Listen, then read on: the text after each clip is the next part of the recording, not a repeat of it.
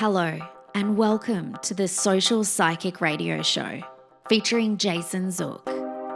In uncertain times, we must change our focus and priorities. This show will highlight social justice issues with the goal of expanding minds and increasing unity, love, and mutual respect for ourselves and our planet.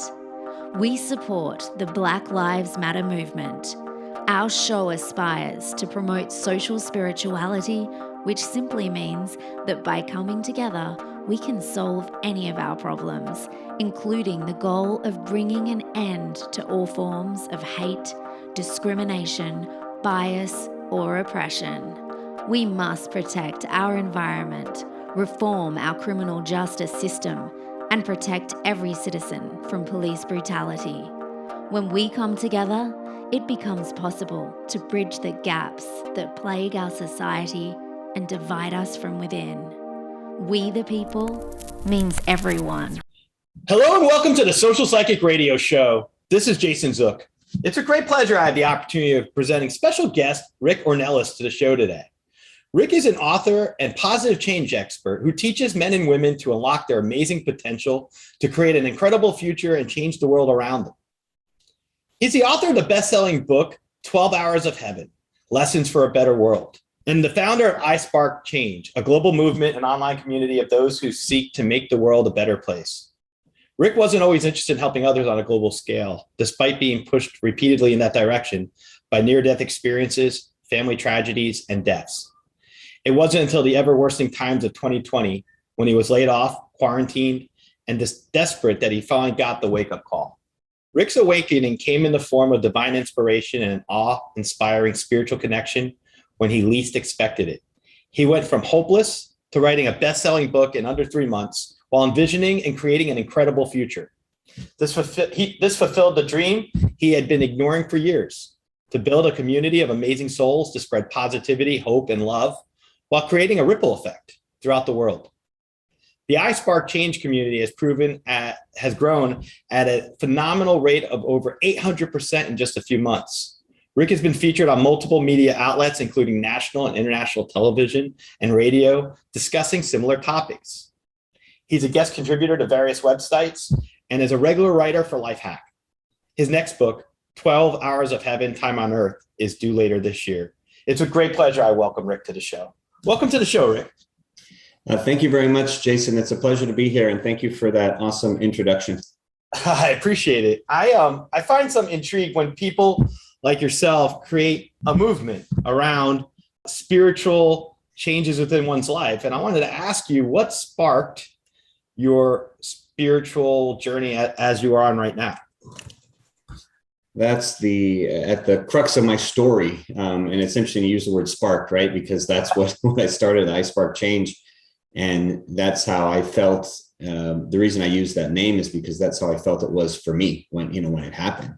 But last year, as you were sharing in the intro, when the world had shut down, it's like March, April of last year, and the world had shut down and things are going bad. Essentially, things are kind of going downhill for a lot of people, myself included. There's a lot of anxiety and a lot of isolation and fear. And that's not a comfortable place for me. That's not who I normally am. So I found myself pretty uncomfortable really fast. And I decided to write. And I'd written blogs and things like that, but I'd never written a book. And so I started out by writing a blog about using the pandemic time as an opportunity and not just going into that fearful place, but using it to better oneself and help others and be present and use the time as a gift, right? As a blessing. And after I wrote that, I was like, well, shoot, I need to take my own advice. So then I decided to start writing my book, which had been in my head for 20 years. And I can explain where that came from, how that was sparked. But just to finish this question, and as I was writing, I started just getting intensely connected spiritually to where my writing went from like 500 words a day to 2,000 plus words in a couple hours. And in that time, I was waking up at middle of the night with floods of ideas and dreams and visions and all sorts of things. And that's where the idea for I Spark Change came about. That's where the idea was sparked in my mind. And I think it was, it was probably a higher calling that I was being, called to do. But I used that theme throughout my book. I used the theme of sparking change, and, it's become a theme with the I Spark Change movement. But yeah, it was just all born out of that experience, which would have been, last in 2020, about June, July of 2020. So just over a year ago. What was the scariest thing for you when you had a near-death experience? What was like the most, I guess, pivotal part of it that left an impact on you? That's exactly what it was, is what you just described. The second part of what you said is that pivotal part. So the experience in itself, that can be fearful. So what happened with me is, about 20 years ago, I'm driving. I was living in Southern California at the time with my wife, and I have 3 daughters, but I had 2 at that time. My other daughter wasn't born yet.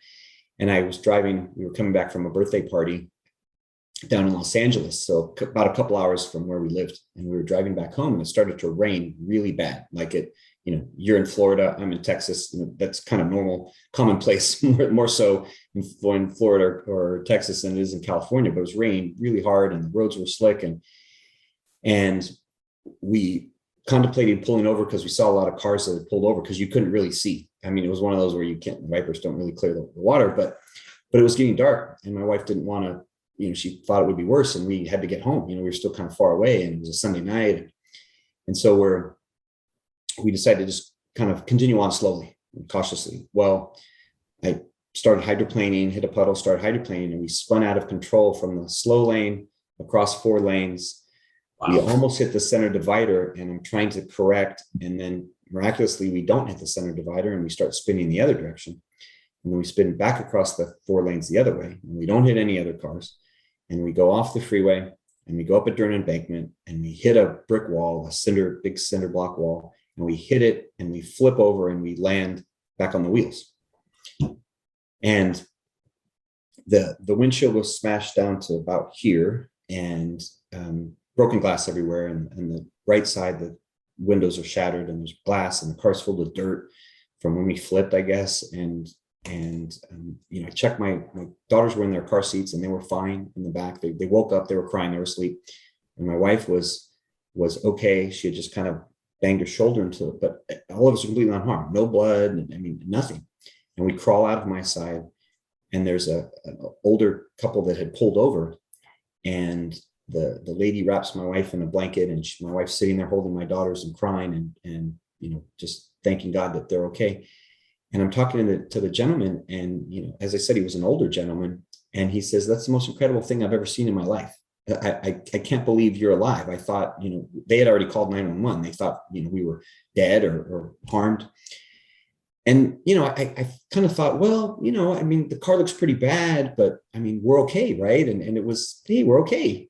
Well, we went to the emergency room, and they checked out the kids, and the ER doc, he didn't even want to check out the kids. He's like, "They're fine. Like, look at them. They're fine." And I was like, "Please check them out, right? They're small. I want to make sure, they're okay." Well, he checks them out. They're okay. But as you were saying, as when you started out and you said that it's that reflection period, right? It's at that time afterward where things kind of hit you. So the next day we had to get a ride home because the car was towed away. And the next day I go to get our things out of the car because the trunk was filled with, we had been traveling, right? So we had some luggage and stuff in the trunk. And I go show up to the impound yard, and the car is still sitting on a flatbed truck outside, and it's all all smashed outside there. And I go inside the office, and I say to the attendant, I say, "I'm here to pick up my things from the car outside." And he says, "Which car?" And I said, "The black Grand Prix that's on the tow truck."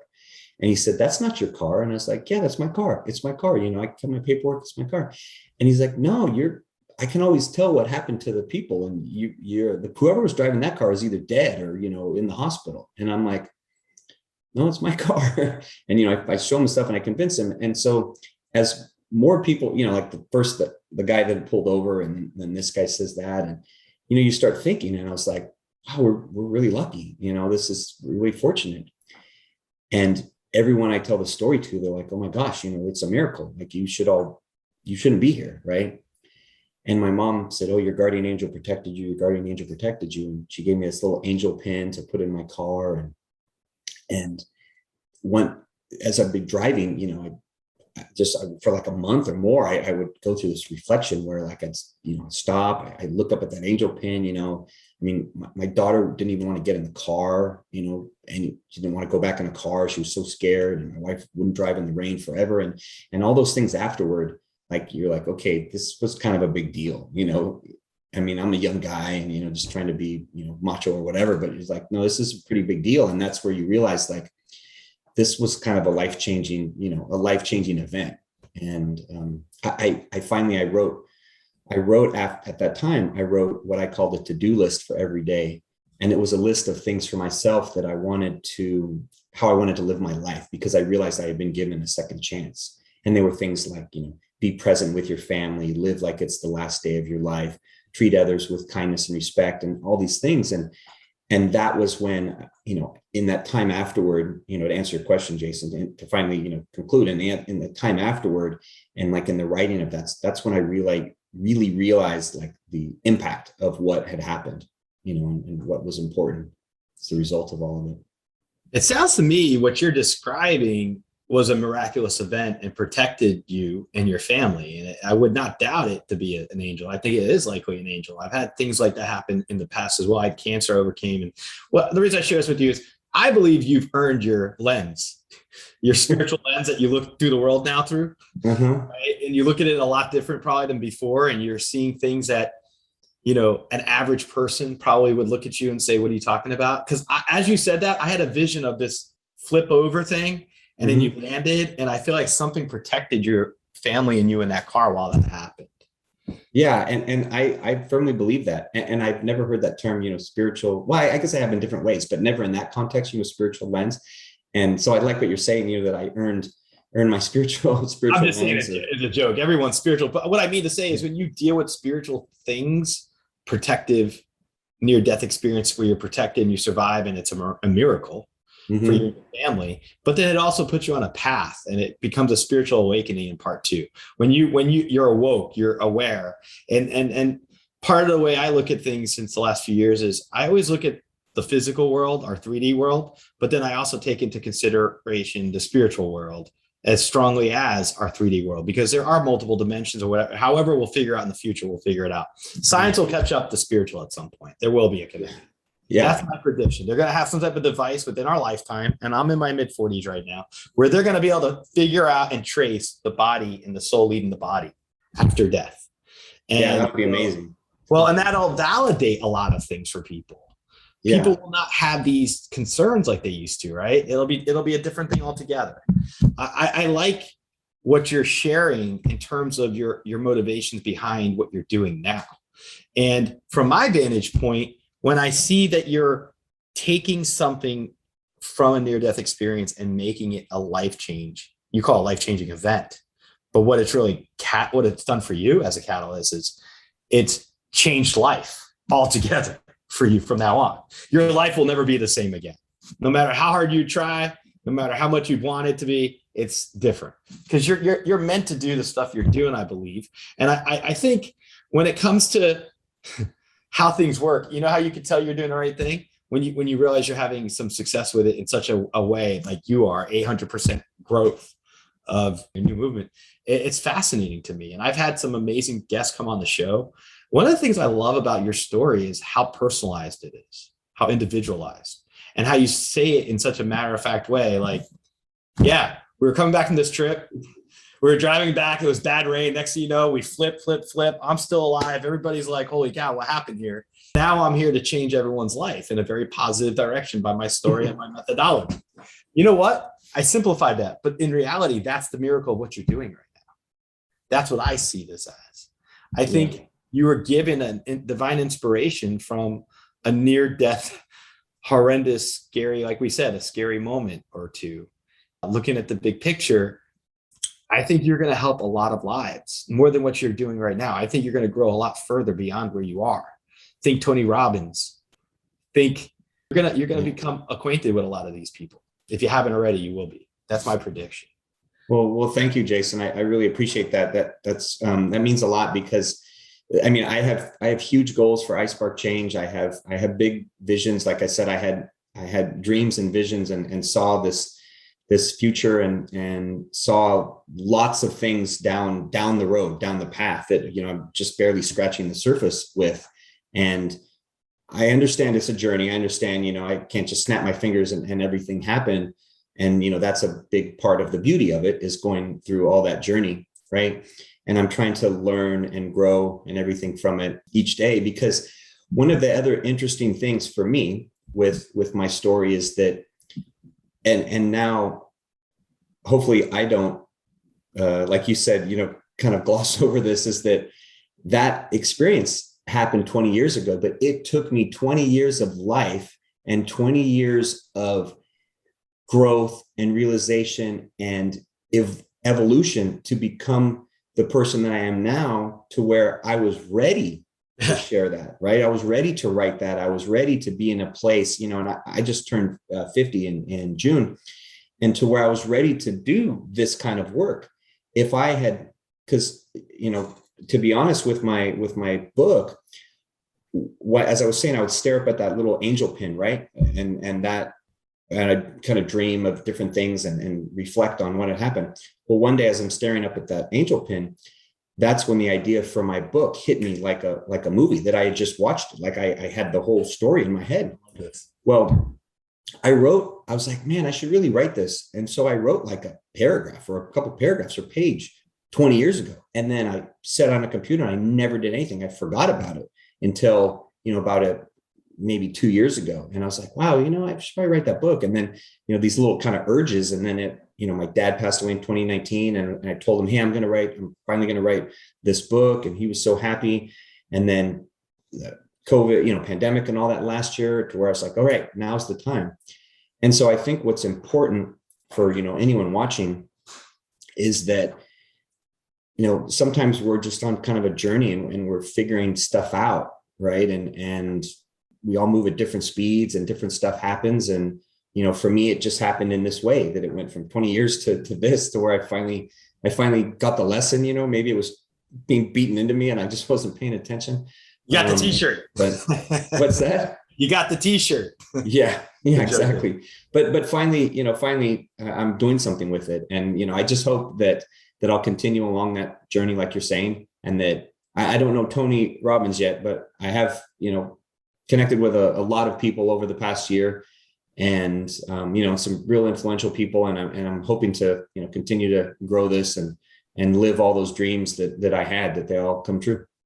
So when are we going to see the iSpark Change podcast? So I tell you this, I was ready to launch the iSpark Change podcast in May. Okay. And I don't mean ready. What I mean by ready mentally. Okay. Like my wife had gotten me a microphone and like all these things. So I was getting ready. I was ready to launch it. I was speaking to different people to help me get it going. And then I started working on a new video campaign for iSpark Change. And I can tell you about that if you like, but this new video campaign.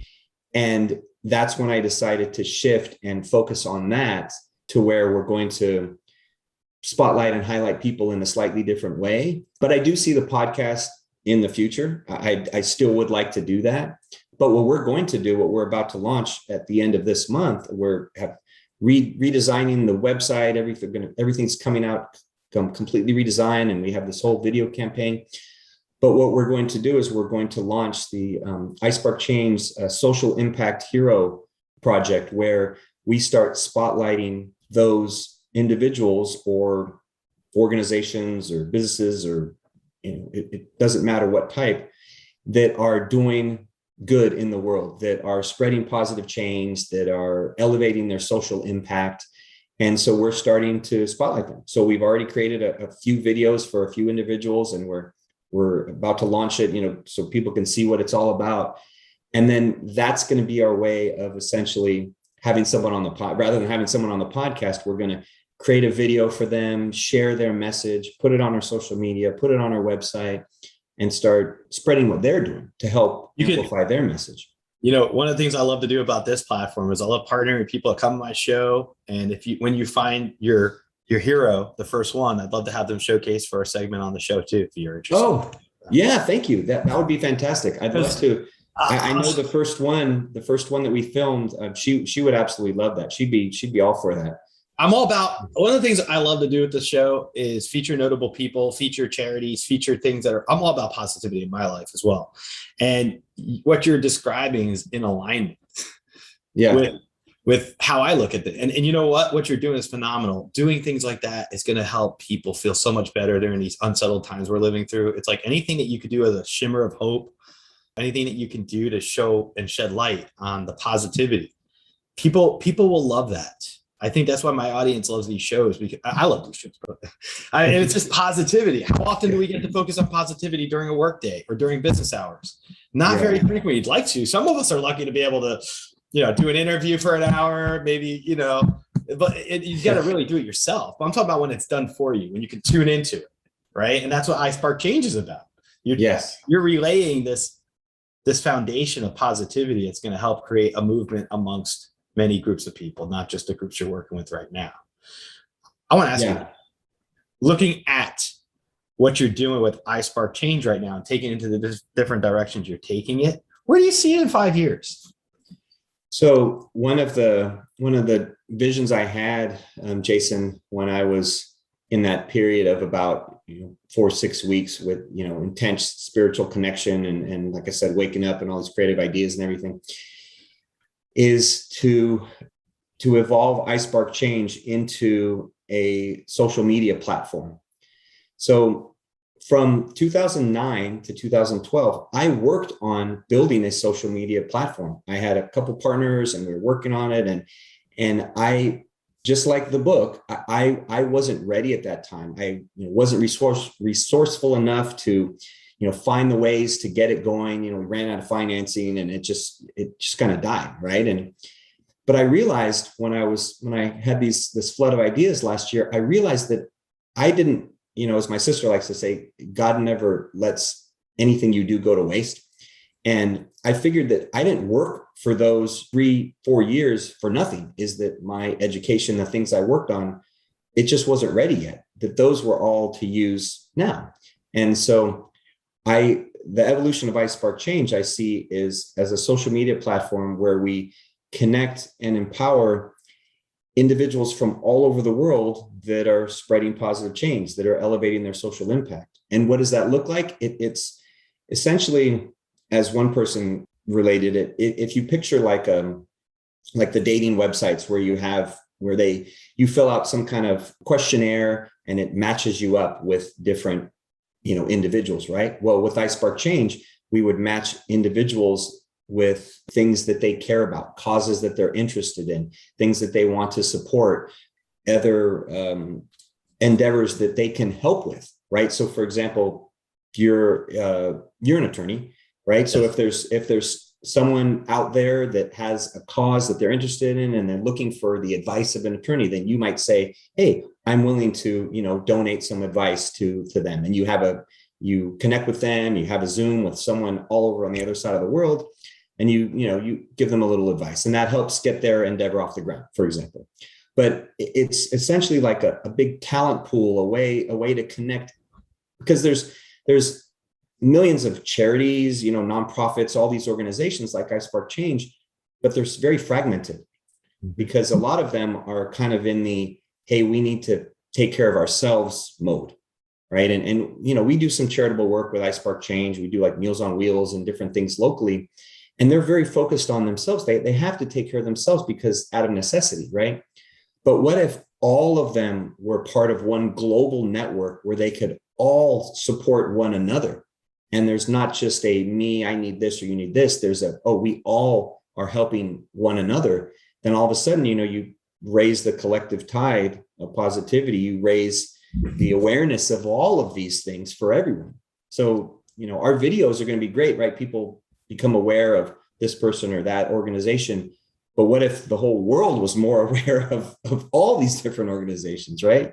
That'd be great. And that's what I envision. That's what I'm working towards is towards that. And that's where, I want to have, like to your point earlier, I want to have 1 billion people in that, billion people organizations part of that network, that global network. You know what? Having that kind of vision for yourself, it's shooting for where you belong. It's shooting for the stars, but you're not going to find that you're going to be any slightly lesser than that. I think you will be successful with this. I do think that there's a movement among people. And right now, since this pandemic's happened and everything else that's occurred, I feel like I keep saying over and over, I feel like we're in a spiritual renaissance. I feel like we are in a spiritual renaissance where we appreciate so many things that we didn't see before March of 2020, right? And now the way we're looking at things from the perspective of, we want understanding of things, we want purpose, we want meaning, we want to look at the things that hold everything together and find where we fit in. And so I think you're at the right moment at the right time to do exactly what you're trying to do right now. That's why I see the success it's going to have. Yeah, thank you very much for saying that, Jason. That does mean a lot. And I do have to say, so as I was saying, I've connected with, I don't know, over 100 people or in the last year from all over the world. And so many people have said something similar to what you just said, is that they feel it, they have their spiritual lens clear and they're like, oh, the timing is great. Now's the time. This is, we're entering this period, like you said, spiritual awareness, spiritual renaissance. I mean, however you want to I classify it, but that these type of things will happen. And I'm even one psychologist that I met, that I've worked with. She's putting together, a global conference for next year, because like a spiritual awakening conference, because feels that it's just so many people are looking for that kind of thing. Have you heard of Topia yet? I had a guest on, Daniel Libeskind came on last week, and they're promoting. You might find some overlap here, because he's created a platform. It's spatial technology, taking like our Zoom call. You go on his website and you can create your own Topia for $9 a month. And with the Topia, you can have the platform. They have all these customized things. But basically, I'm going to do it for the show. I just got to figure out how to do it.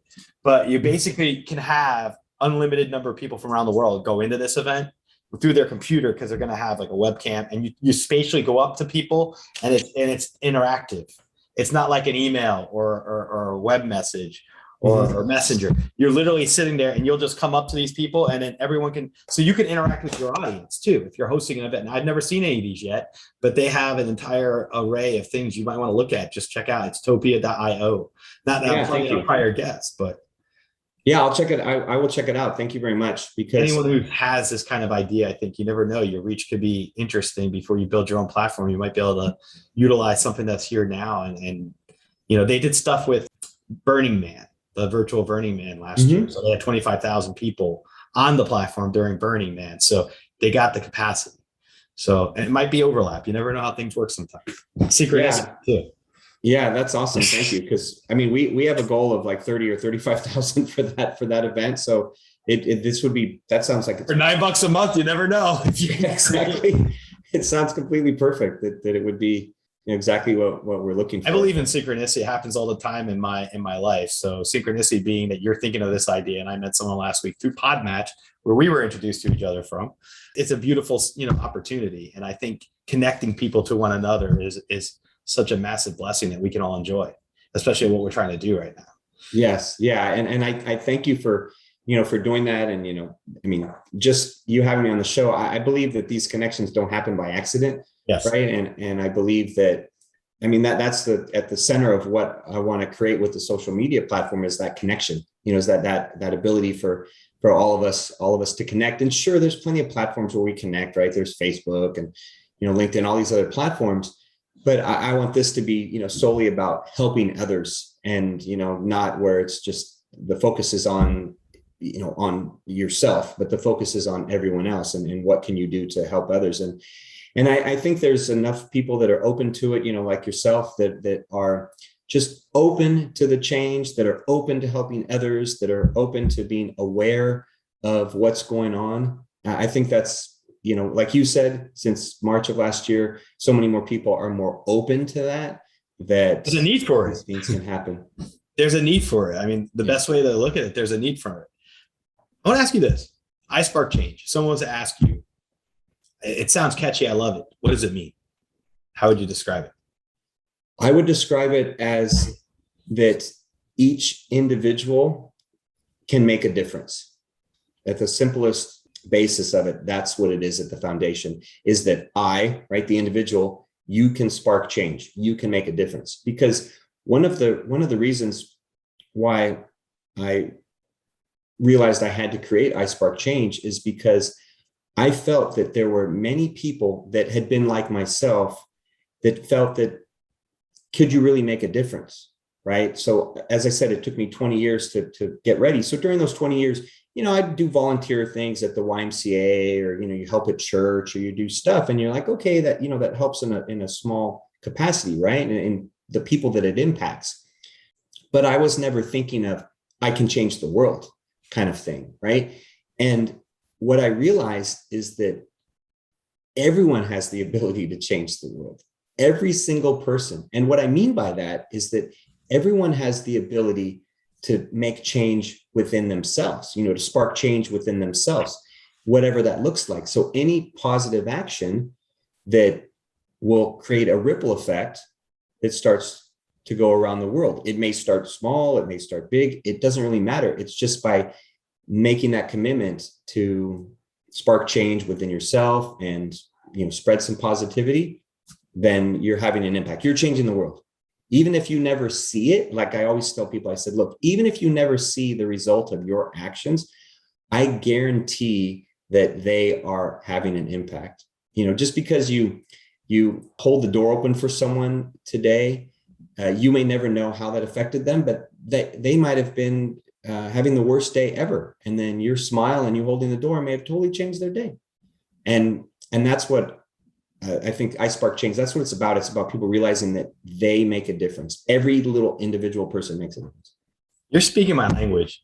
My mom raised me with pay it forward because she was big with Oprah back in the day. Yeah, so, yeah. She still does it. We'll go drive through. She'll hand me money to pay for the people, behind us or ahead, whatever it is. I love that kind of idea. And I believe that positivity is as contagious as anything else, right? Mm-hmm. So if you start being positive around people and you do positive and you spark change in them, then at some point they will likely change their own attitude. And it's an elixir. It's a way for us to elevate ourselves in these moments where we feel like we really need everything we can get to have a healing modality. That's what I see this as. It's a positive mindset healing modality.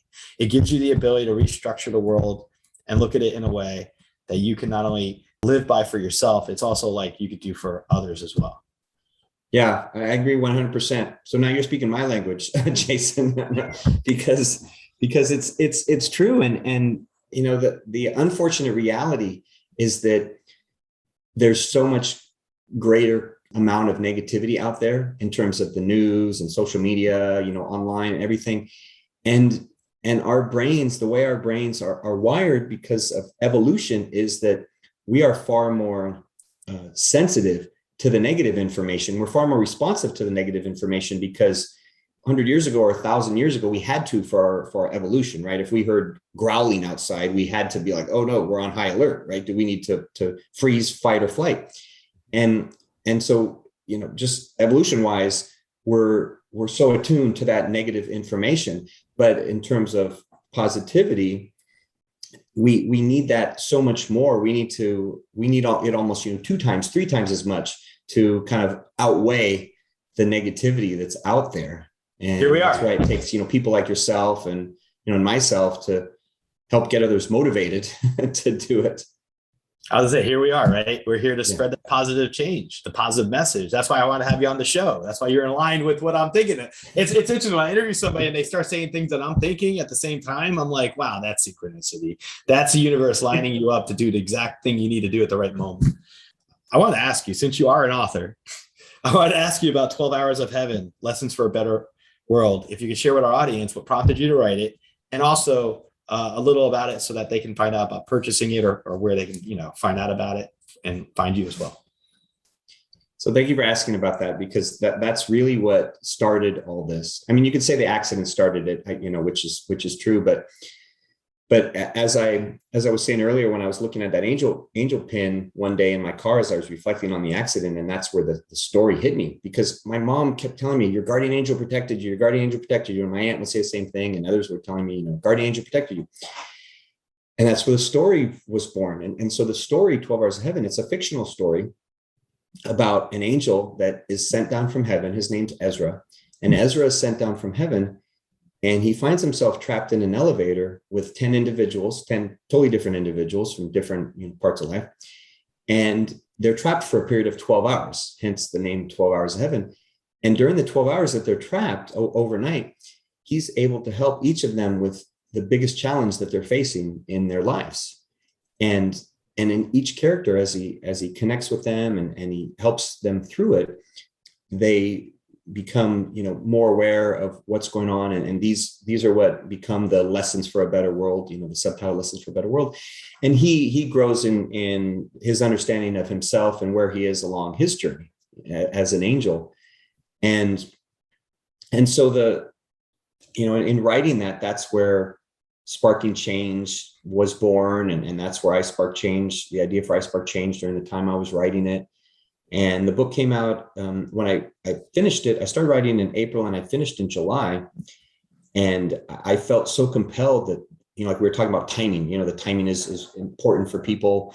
I felt so compelled that I had to get the story out, that I worked with a publishing consultant and I got the book out in just a few months, and it was launched in early October, and, you know, went up on Amazon and Google and you know, Ingram Spark and all that. And so anyone can find it. If they go on Amazon, is usually the easiest. I mean, it's in Kindle version and paperback. Just search 12 Hours of Heaven, and it's been very well received.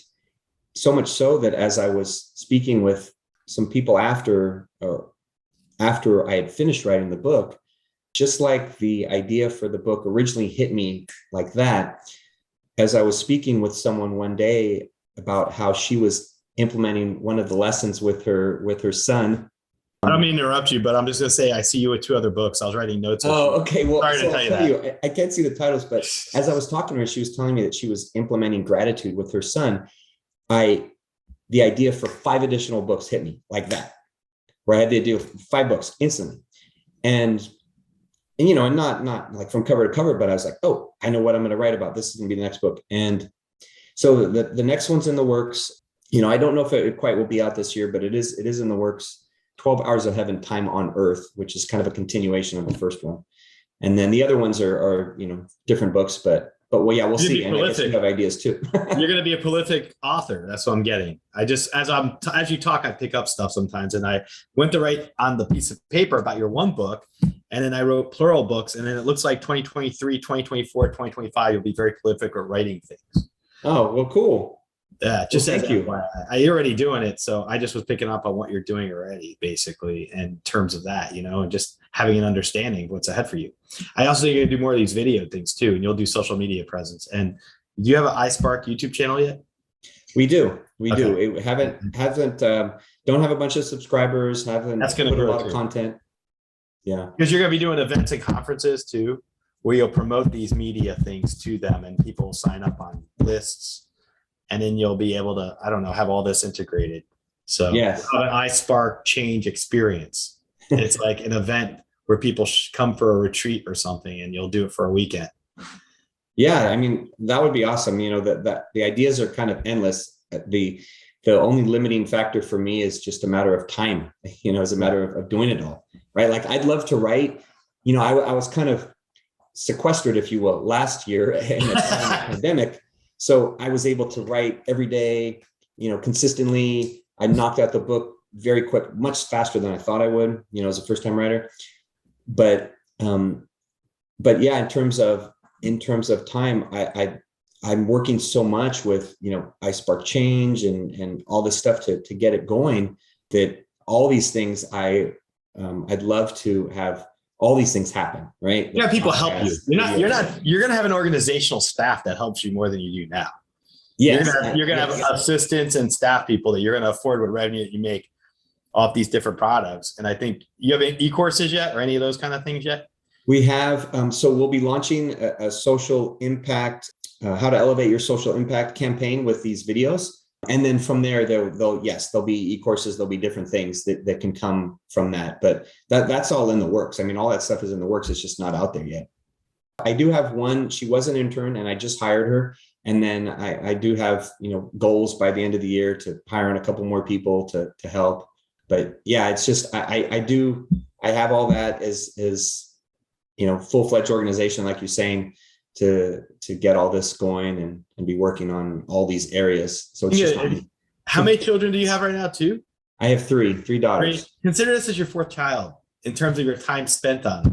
That's what I see. It's like literally a child that you're growing, but it's going to be a spiritual child. And it also earns and nourishes you and your family, but you'll also create something from it that'll nourish many, many other souls, many other people. Yeah, that's really cool, right? That's the way to look at it. Like it's like my podcast. Like it started out as a hobby. Now I'm doing more of it because of Podmatch and other things that are helping me. I've also learned to realize it's a connecting thing.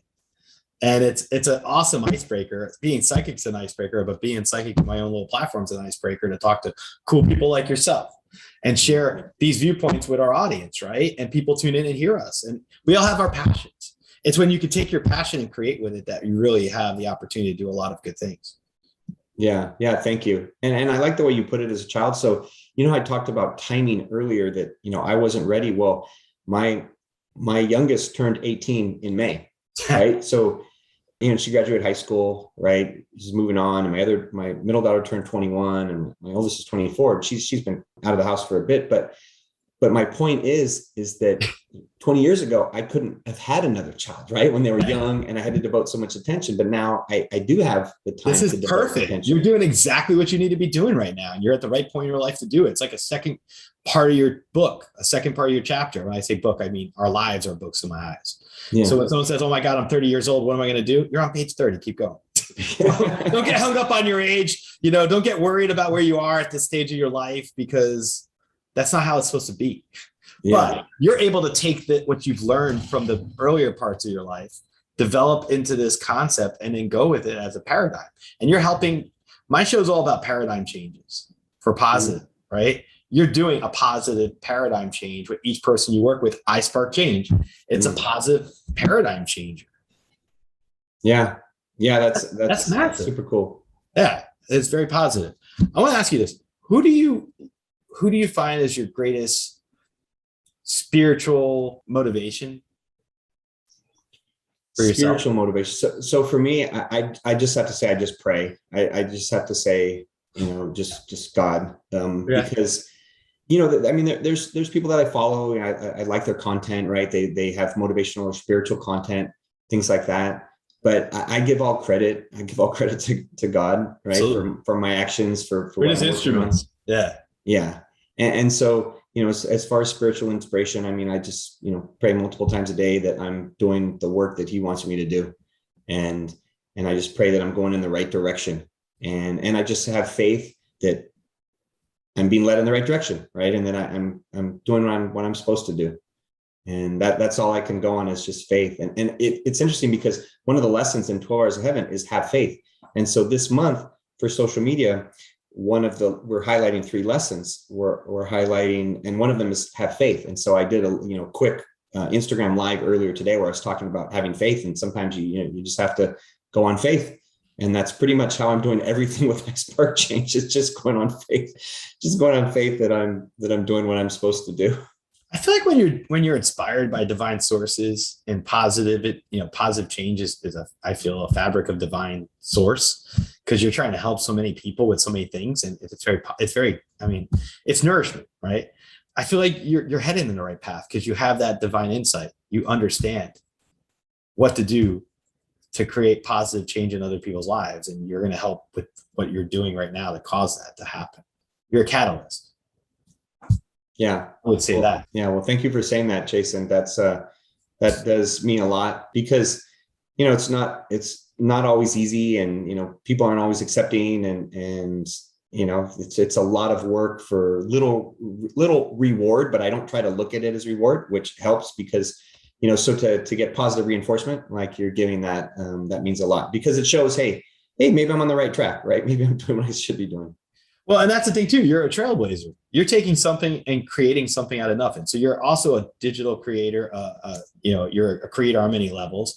You're artistic too. When you think about it. When you take a vision and put it into something and implement it, there's a certain level of artistic ability involved there and creativity that you tap into through, intuitive guidance or any type of way you want to look at it. I think there's something that is giving you the ability to make these things occur. You probably, from prayer and just being grounded, have the ability to really think these things out and have the vision, and then put the vision into something that becomes reality, manifesting it basically. Yeah. Have you ever felt that way, that you've taken something that was here and brought it out to the public? At times I do. I've never thought of it as the create. I mean, yes, I consider myself very creative, and personality tests say my creativity is off the charts and all that stuff. So looking at it that way, never really artistic, because like stick figures is about it for me. But looking at it that way, I do, I do feel like I'm, taking it from here and here and getting it out, because that's really what I pray for. That's really what I hope for on a regular basis, is that I'm able to hear the messages clearly and communicate, effectively. And, it's not just what I think, like, oh, hey, I think this would be a good idea, but like, no, that's truly the best possible idea, right? From what God's wants, or from the perspective of that's going to impact the most people and help the most people. You can look at it a lot of ways, but that it's going to be the most, have the most benefit for others. That's what I hope for on a daily basis. With so many people going through uncertainty and anxiety and depression and stress right now, what would you recommend to members of our audience who feel like they just can't tap into any positive energy right now, that they lost their job, someone's been sick in the family, they're stressed out, they've been arguing with their significant other, they're depressed, they don't know what's ahead. Now this Delta variant scaring the heck out of them. They got vaccinated, but now they don't want to leave the house because they're frustrated.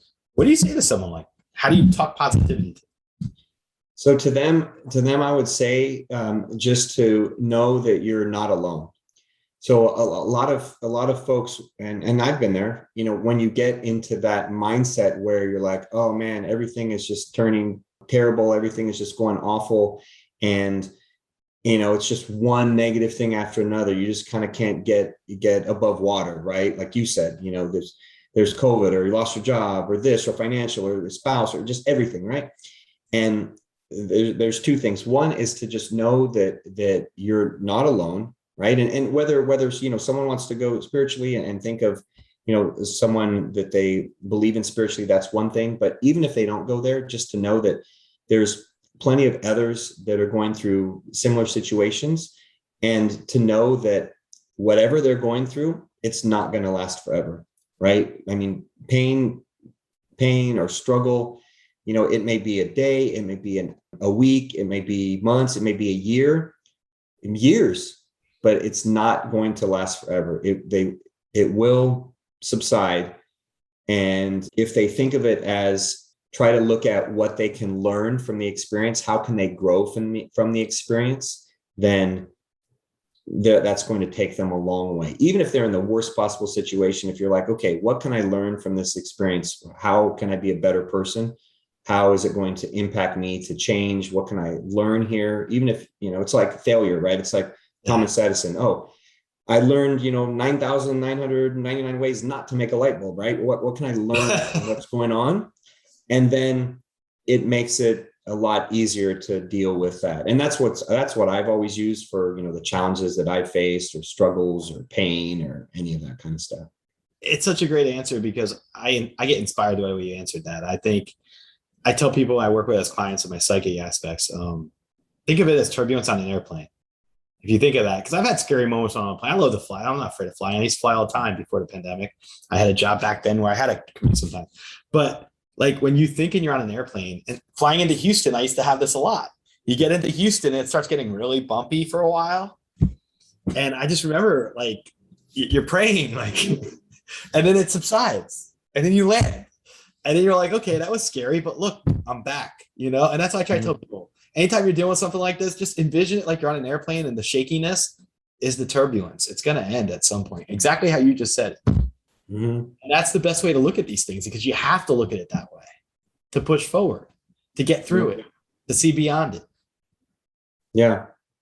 Yeah, it's true. And even there's science that shows that when you can, it's a technique called positive reframing, when you can look for kind of that silver lining, if you will, even if it's just a total crap situation and you're like, okay, what can I learn? Then by shifting your brain to that positivity, your brain will start to look for that positive outcome or what you can learn. It'll start looking for that. You literally will train your brain to start looking for that if you just work on that a little bit. And that's something that I've worked on. That's something that, others I've worked with, and that, anyone can do, essentially, that's watching this. God bless you. But anyone can start to do that. Just say, hey, this is a terrible situation. What can I learn here? How can I grow? What's going to come of it? Even if they're all not great, but you're still looking for opportunities. And that's the key word, is that you're looking for opportunities. And that's where you start to, shift that focus, that mental training, retraining of your brain. Think of how much of our energy spent on worry, right? Mm-hmm. For 3 weeks, I was diagnosed with stage 1 cancer, but I thought it might be stage 3 because they found stuff on my liver and my lung at the time, and it was a kidney. But I had to wait 3 weeks, and I spent that 3 weeks, really freaked out. And then after I realized it's just stage 1, that's one example. I learned to put things in the boxes in my mind, compartmentalizing. You probably do this too. The things that are like bothersome, I put them away when I'm not working anymore. After hours, I live my life the way I need to, because no matter what, I have no control over those things. Mm-hmm. You got to prioritize. You think of your mind as like a laptop, an older laptop, and the memory is limited. You can only put so much on it. And if you don't want a beach ball to form, or if you don't want your computer to crash, your mindset, you got to look at it that way. You got to protect what's in your mind and what you're focusing your energy on. That's how I see things. I have thoughts are things. And if we think the wrong way, you're going to create more negativity for yourself. At least is how I see it. But, it's important how to look at positive frame of reference in these times right now, because if you look at where we are right now, we're getting through. We have progress. Whether or not anyone wants to admit with this pandemic, it's progress. We're at a different level with it right now, but it's still progress. So we should look at it from that positive point of view, that we're getting out of this. It's just right now, it's a recent spike, but it's just something that's happening. It's going to end. It's ended in the UK and India, like ended in the sense that it drops off, and then you have a chance for a respite from this. And have you found that your positivity has increased during the pandemic? Mine has. Yes, I 100%.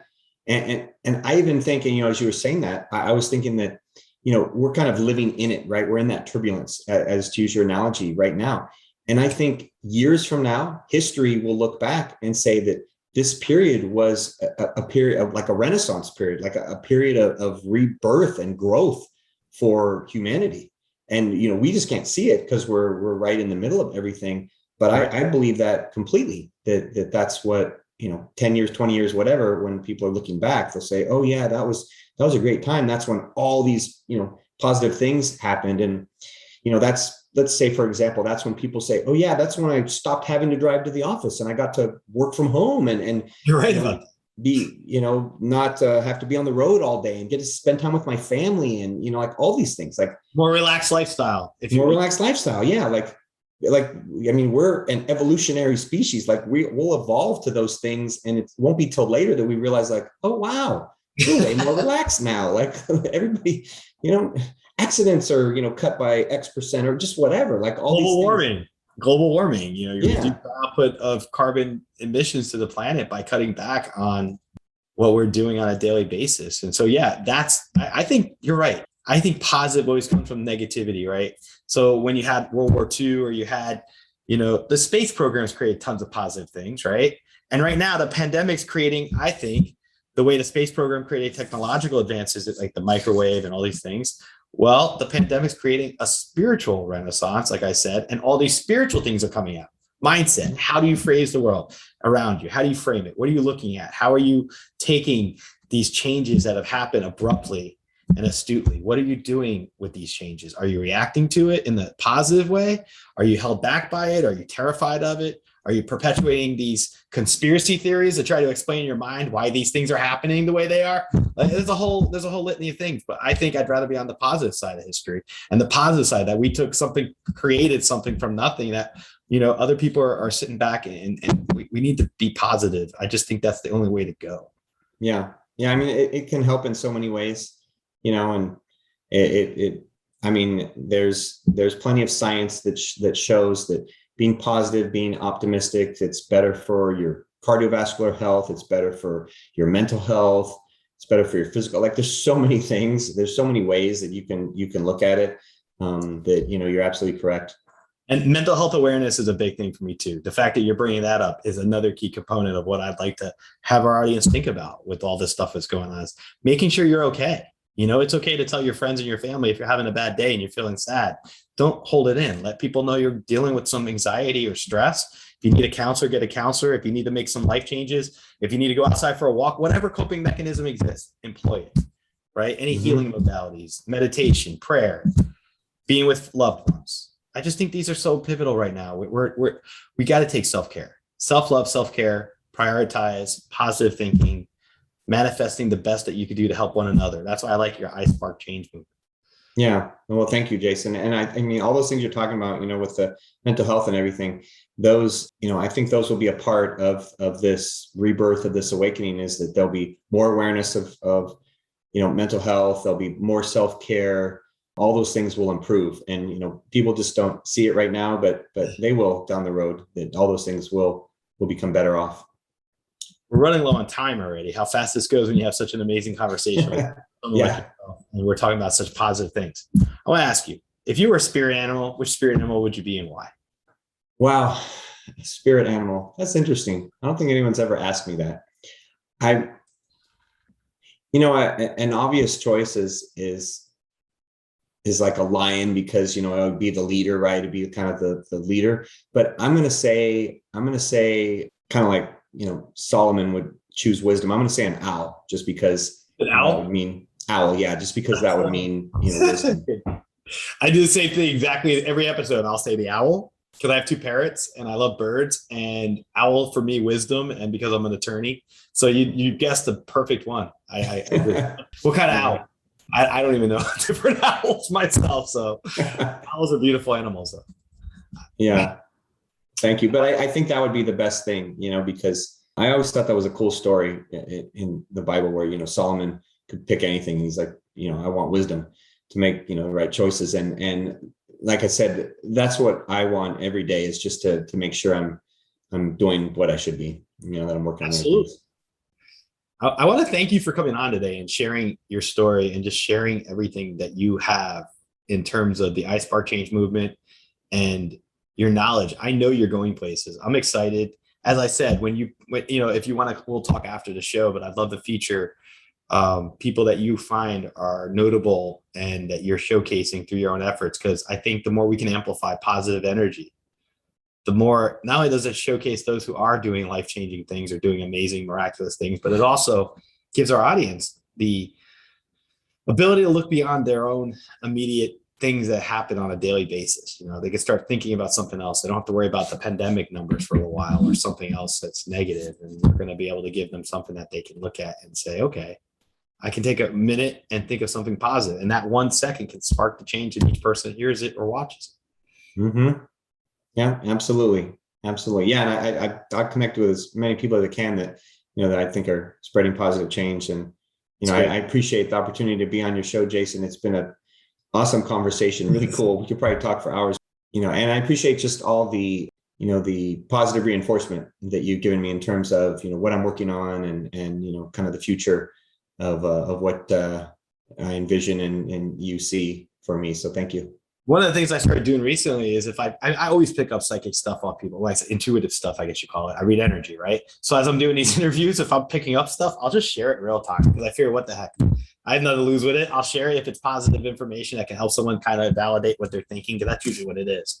Usually when I pick up stuff, it's either offering validation, positive clarity, just giving someone that extra oomph to know that what they're doing it in the right direction. Because we all doubt ourselves sometimes, right? It doesn't matter how positive you put yourself out there to people. We all have those voices that lurk in our minds, and you're not good enough or whatever. I'm trying to think different examples, but we got to get ourselves out of those negative viewpoints. And that's why I think one of the biggest investments we could put in our society is by teaching people how to be more positive with how they look at the world.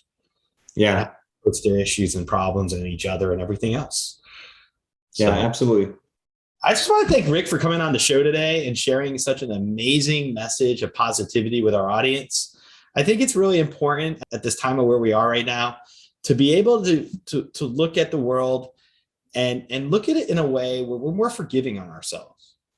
Things from the past that might bother us, that we get hung on, that we can't let go of, if it's someone who hurt you or if it's something you've been through, it's important to look at things from a different point of view, a different perspective. What I really like about Rick's story and his message is the iSpark change movement. It resonates with me. I want you to check it out because I really do believe Rick's going somewhere. I think you will see more about him in the future. And when you take a life experience, like a near-death episode or a near-death experience, as I should say, and you make it into something so much more, you create a book, 12 Hours of Heaven. You have a companion book coming out shortly, and then you create this thing called the iSpark change movement. That's marvelous. I mean, you can't think of something more within the human experience as being able to be motivated and be inspired and take that and create something that can help so many others. Keep these things in mind as we discuss these type of topics in the show, because in our audience, there's many people like Rick. People have an idea, people have an impulse or a passion, and they want to make an impact in the world around them. And I'll share one thing with you. You can take your life right now and make significant positive change. You just have to be focused on it. And you have to have the passion to make sacrifices and do it. But you can. Rick's an example. All the other guests that have been featured recently are all examples of that type of catalyst. The passion that drives you makes you into something more than just the way you were before that occurs. So keep these things in mind. I'm really excited about the iSpark change movement. Check out Rick's website. I'm going to have everything in the program notes so you can check it out. And thank you so much for tuning into this episode. Until next time, always remember, stay positive, because when you're positive, anything's possible. Thank you. Thank you for listening to this episode of the Social Psychic Radio Show. Don't forget to join us for another episode next time. If you enjoyed the show, we'd love for you to subscribe, rate, and give us a review on iTunes. You can also check us out on Facebook, and don't forget to visit the Social Psychic YouTube channel. Until next time, it's a big world out there. Keep an open mind, embrace your paradigms, and know that the universe is always yours to explore.